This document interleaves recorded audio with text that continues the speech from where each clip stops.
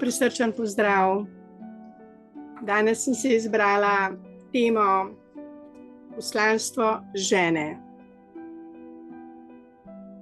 Tukaj, glede na to, da je to res široka tema, bi rada najprej omenila, kaj je sploh žena. Žena je življenje in ustvarjena je bila, da je nosilka življenja, da nosi življenje pod srcem in da je ljubezen in da je poslušna prvi Božji zapovedi. Poslušaj in ljubi svojega Boga, stvarnika. Vsi poznamo zgodbo o Evi, da ni bila poslušna tej Božji zapovedi in da je verjela glasu, ki je govoril, da ne rabi biti poslušna zapovedi, da ne sme soditi in se odločiti, kaj je dobro in kaj je slabo. Jesti iz drevesa spoznanja dobrega in slabega. Čeprav je imela nasvet, prošnjo, da če bo sodila, da bo umrla, na en način ni verjela tej zapovedi. In je vseeno, kot poznamo to zgodbo, nasedla nekomu, ki ni želel, da je poslušna Božji besedi in Božji volji. Zgodbo več ali manj vsi poznamo. Padla je iz drevesa življenja, radosti, ljubezni in namesto, da bi rojevala v ljubezni, da bi nam omogočala življenje v radosti, v zdravju, je na zemljo prišlo trpljenje, bolečina, bolezni, vojne. In vsi smo lahko hvaležni, da je Bog stvarnik predvidel, da bo težko, ker imamo svobodno voljo, poslušati Božjo besedo in jo izpolnjevati v našem vsakodnevnem življenju, je predvidel tudi odrešitev iz padca. Ker če vemo, da nas opeče roka, ko jo damo na štedilnik, ji bomo dali samo enkrat, mogoče dvakrat, tretjič sigurno ne, ker bo roka opečena. In glede na to, da Eva je bila dobesedno v raju, srečna, zdrava, lepa, blagoslovljena, ona ni vedela, kaj je bolečina, kaj je trpljenje, kaj je smrt. Tega ni poznala. In zato je njen padec bil padec v neznano.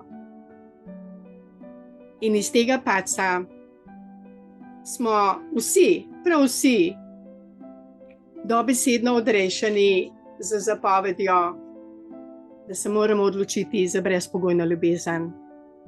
Za ljubezen do življenja, za ljubezen do bližnjega, da ljubimo tudi tiste, ki še niso ljubezen. In jaz rada omenjam Marijo, ki je bila prva žena, ki je bila dobesedno poslušna Božji volji in je sprejela v svoje srce ljubezen Svetega Duha in je spočela po Svetem Duhu po drevesu življenja in nam je res rodila ljubezen, ki spreminja temo v luč, bolezni v zdravje,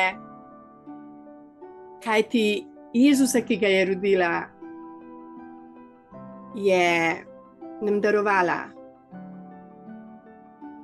Njena ljubezen do ljubezni do resnice je tudi nam odprla vrata iz našega pekla v naš dobesedni duhovni raj. In zdaj poslanstvo žene, to, kar je moja tema danes. Mogoče sem naredila malo daljši uvod, ampak da bomo razumeli vsi, sta dve poti. Ena je pot ljubezni, pot življenja in radosti. Druga pot pa je pot sodbe. In imamo skozi zgodovino veliko žena, ki so izbrale pot ljubezni. In imamo žal tudi žene, ki so izbrale pot sodbe, ljubosumnosti, zavisti, jeze, spletk. In vse tiste žene, ki so se odločile za pot ljubezni, za pot, ki ponuja radost, življenje, zdravje, so nam vsem v dober zgled in tudi v blagoslov. Meni je v velik blagoslov Marija, pa recimo Ana, pa še marsikatera žena, Estera, iz svetopisemskih resničnih zgodb. Priznam, jaz nisem bila sveta žena, ko sem bila mlada. Rojena sem bila v družini, kjer ni bilo na prvem mestu brezpogojne ljubezni. Živela sem v družbi, kjer ni bilo dovoljeno biti veren in verjeti v življenje, ljubezen, v radost. In pri 30 letih sem imela samo eno možnost. Ali se odločim za življenje in ljubezen, ali pa da, tako kot veliko ljudi, zbolim in umrem. Jaz osebno sem se odločila za ljubezen. In moje življenje se je spremenilo. Zelo spremenilo. Ker ljubezen je kot gorivo za življenje. Tisto gorivo, ki nam daje tisto radost in tisto modrost, da lahko na tem svetu, ne glede na naše okoliščine, živimo, delujemo in širimo ljubezen. Ni naključje, da sem ustanovila društvo za srečno življenje in da je prva alineja 9. člena statuta Društva za srečno življenje Belis brezpogojna ljubezen. To je tudi moj izziv. Moj izziv je, kako ljubiti nekoga, recimo, ki ti je ubil otroka. Kako ljubiti nekoga, ki te je obsodil po krivem. Kako ljubiti tožnike. Kako ljubiti ljudi, ki ti zlomijo namerno roke, ki te zaprejo z lažmi. Ni enostavno. Priznam. Vendar jaz osebno sem zmogla dati ljubezen na prvo mesto. In sama sebi sem hvaležna, da sledim zapovedi: ljubi svoje življenje z vsem srcem, svojega Boga, ki te je ustvaril popolno, z vsem srcem, z vso pametjo, z vso dušo, z vsem telesom, in ljubi svoje bližnje s to ljubeznijo, kakor samega sebe. Zato je moje poslanstvo širjenje brezpogojne ljubezni. In moje življenje, ki ga živim, je lahko zgled za marsikoga. Nisem odšla na psihiatrijo, vzela tablete in pozabila na rane, na bolečine, ki mi jih je zadalo zemeljsko življenje. S tableti bi samo prikrila bolečino, ne bi jo pa ozdravila. In bolečina bi v meni, v moji duši ostala.